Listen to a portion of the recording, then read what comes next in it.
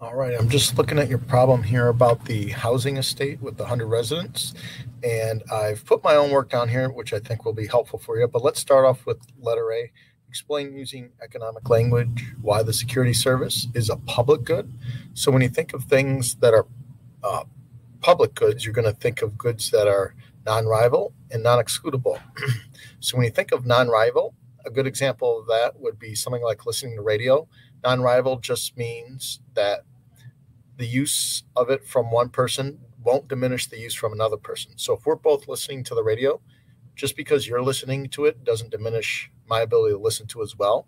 So that would serve here, as you can see, by getting the security. One person receiving the security won't diminish the ability of other residents to be able to receive the same security.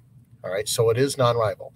Now it is also non-excludable, which essentially means that the person cannot be excluded from receiving that security service as long as you're a resident in that building.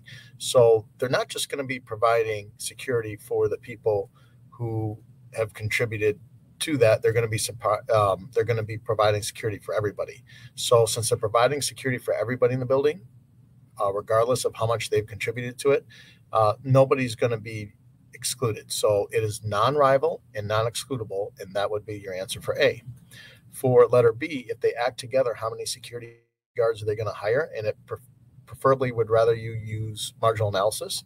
So as you can see my work down here, I use this column as your total costs, and then here was the individual benefit. I just changed that to a total benefit.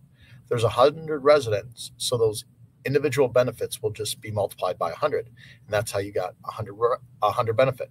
Now, what I did was created additional columns calculating the marginal cost and the marginal benefit. So the marginal cost is just the additional cost associated with hiring another security. All right. So if we go from 1 to 2 or 2 to 3, each time we increase the quantity of security guards, the marginal cost is 150. All right. So that's how I got the marginal cost. Now, the marginal benefit is the additional benefit received by hiring another security guard. So when I go from one security guard to two, I receive $600 more benefit. 2 to 3, $200 more benefit, and 3 to 4, 100. So the rule of thumb is to purchase as many security guards as long as the marginal benefit is greater than or equal to the marginal cost. Well, one security guard, the benefit is way greater marginal cost. So we want one. At 2 security guards, 600 is greater than 150. So we would definitely get 2 security guards. At 3 security guards, the marginal benefit is also greater than the marginal cost.